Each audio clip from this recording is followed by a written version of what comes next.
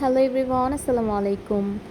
সবাই কেমন আছেন? আশা করি সবাই অনেক বেশি ভালো আছেন। যদিও আমি মনে করি আমরা কেউই এখন ভালো নেই।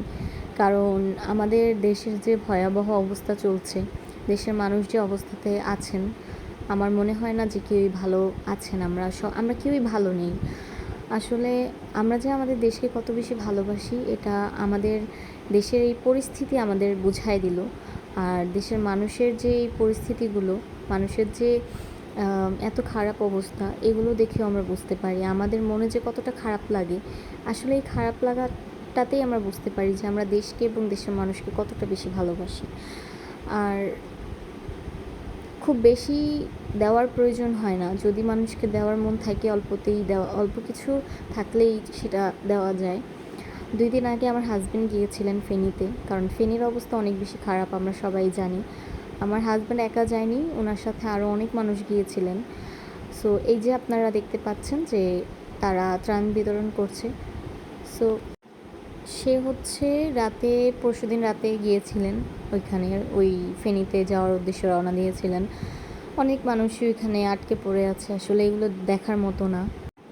ভিডিও দেখে অনেকেই বলে এগুলো শো অফ, শুধুমাত্র সেলফি নেওয়ার জন্য যায় বা ভিডিও করতে যায়, দেখানোর জন্য, লোক দেখানো এটা বলে। বাট আসলে যারা লোক দেখানোর জন্য করে, তাদের জন্য আমাদের মন থেকে ঘৃণা। আর যারা মন থেকে করে, তারা হচ্ছে এই জন্যই ভিডিও আপলোড দেয়, যেন আপনি ভিডিও আপলোড দিলে আপনার দেখা দেখি আরেকজন সাহায্যের হাত বাড়ায়। এই জন্য অনেক মানুষ দেয় ভিডিও। তার মানে এই না যে সবাই শো অফ করে। আর যারা শো অফ করে তাদের আমি মন থেকে ঘৃণা করি, একদম মন থেকে। কারণ এগুলো, তারা আসলে ভিখারি না, তারা পরিস্থিতির শিকার। তাই যারা ঢং করতে যান সেখানে, সেটা করবেন না। আপনারা এমনভাবে ভিডিও করবেন বা এমনভাবেই করবেন যেন তারা কষ্ট না পায়। তবে হ্যাঁ, এই পরিস্থিতি দেখে যেটা বুঝতে পারলাম সেটা হচ্ছে আসলে আল্লাহ তাআলা আমাদের অনেক বেশি ভালো রেখেছেন। তবুও আমাদের মনে না যে না পাওয়ার একটা আক্ষেপ থেকেই যায়। কিন্তু এগুলো দেখলে মনে হয় যে না, আল্লাহ আমাদের অনেক বেশি ভালোবাসেন এবং অনেক ভালো রেখেছেন। তার মানে এই না যে তাদেরকে আল্লাহ ভালোবাসে না, অবশ্যই ভালোবাসেন। এই জন্যই হচ্ছে তাদেরকে পরীক্ষায়ও ফেলেন।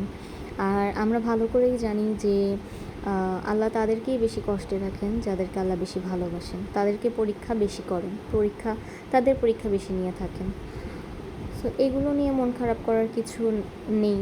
তবে হ্যাঁ, আল্লাহ তাদের খুব দ্রুত এগুলো থেকে উদ্ধার করুক, এটাই দোয়া করি। আমি ত্রাণ বিতরণের অনেকগুলো ভিডিও দেখেছি। টিএসসিতে অনেকেই ত্রাণ দিতে এসেছেন, আর তাদের প্রতি এত রেসপেক্ট বেড়েছে আমার। আসলেই যে আমরা মানুষকে এত বেশি ভালোবাসি সেটা আমার জানা ছিল না। আমরা সবাই সবাইকে ভালোবাসি, তাই তো সবাই এরকম বিপদের সময় হাত বাড়িয়ে দিয়েছেন। আমি একটা ভিডিও দেখে অনেক মুগ্ধ হয়েছি। সেটা হচ্ছে একটা লোক তার মায়ের ব্যাংক নিয়ে এসেছিল। তার মা কত টাকা জমিয়েছেন সেটা সে জানতো না, তবুও সে ব্যাংকটা ধরে নিয়ে এসেছেন। তার ভালোবাসার ব্যাংক ছিল সেটা, যেহেতু তার মায়ের দেওয়া ছিল। তিনি এই ব্যাংকটাও দান করেছেন। আর আরেকটা ভিডিও হচ্ছে দেখলাম, কানের দুল, ইয়াররিংস স্বর্ণের, সেটা একজন দিয়ে গেছেন।